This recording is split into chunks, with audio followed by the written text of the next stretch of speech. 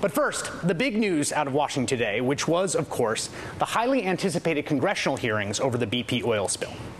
A disaster of a spill that continues to paralyze the Gulf of Mexico, going on 3 weeks now. The thing that happens after disasters like this, and after every bad thing that happens really, is that those in the position of authority try to figure out what went wrong. Who's to blame? If you crash your car into someone and the cops show up, they want to know whose fault it was.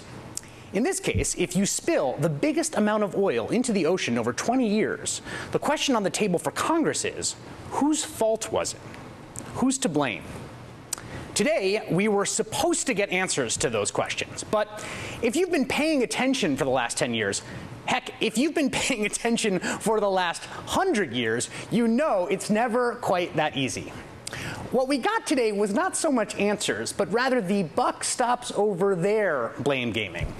The Gilded Age version of this, which I love, back when corruption was quaint, was summed up nicely in this iconic cartoon by Thomas Nast. See, the caption on the bottom, who stole the people's money?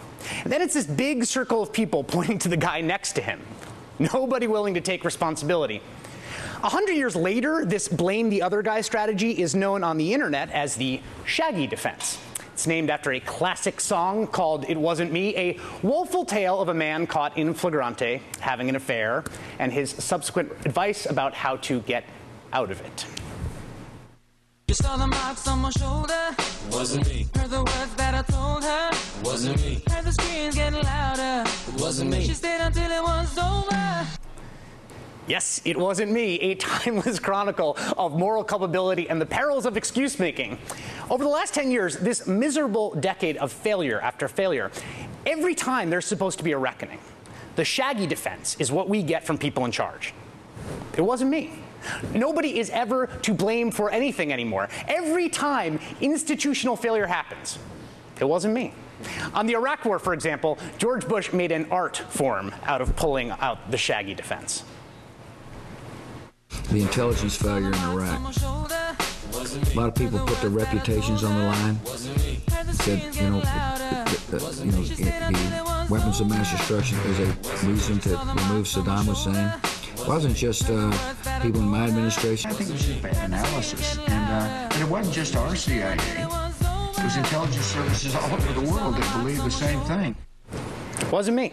It was the intelligence agencies, and not just ours, everyone else's. Brilliant, brilliant use of the Shaggy defense. Top notch, really. After Hurricane Katrina, those who headed up the failed response effort, they didn't hesitate. They went right for the Shaggy defense.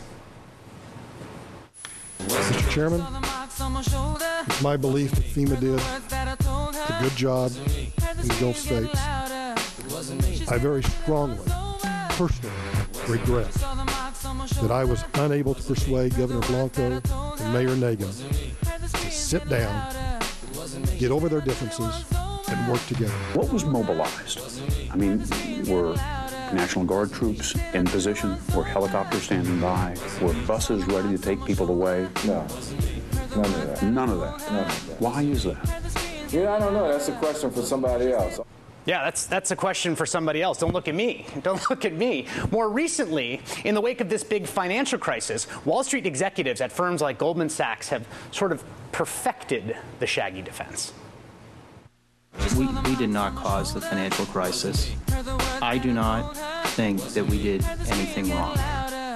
Regret to me means something that you feel like you did wrong, and I don't have that. Boom. Shaggy defense. It wasn't them. There's this well-worn pattern in this country of our elites passing the buck to someone else when disaster strikes. So, what do you think happened today in Congress when the question of who's to blame for the Gulf oil spill came up? Well, to set the stage, here are your options. The blame lies with either BP, who operated the oil well, Transocean, who owned the oil rig, or Halliburton, who was doing the work on the oil well at the time. So here we go. BP, you're up first. You operated the well that's now leaking out of control, so that's your bad, right? BP, as a leaseholder and the operator of the well, hired Transocean to drill that well. Transocean, as owner and operator of the Deepwater Horizon drilling rig, had responsibility for the safety of drilling operations. Well played, sir. It wasn't you, it was Transocean. All right, Transocean, your move. You own the rig, so must be your fault, right?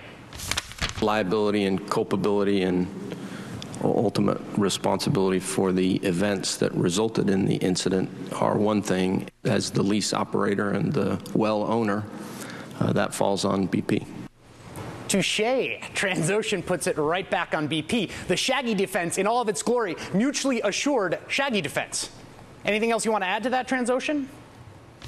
The one thing we do know is that on the evening of April 20th, there was a sudden catastrophic failure of the cement, the casing, or both. Without a failure of one of those elements, the explosion could not have occurred. Aha, new player. Well, Halliburton were the ones doing the cement work at the time, so it looks like they're to blame. Halliburton, what do you have to say for yourself?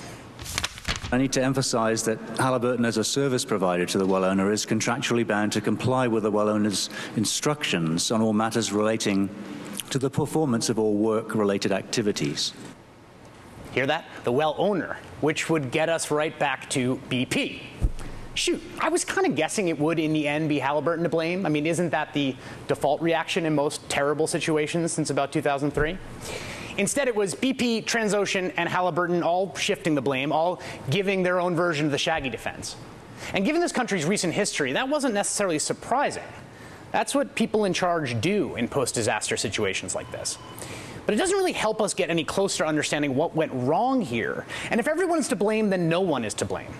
And that means there's little incentive for Halliburton or Transocean or BP to make sure this never happens again.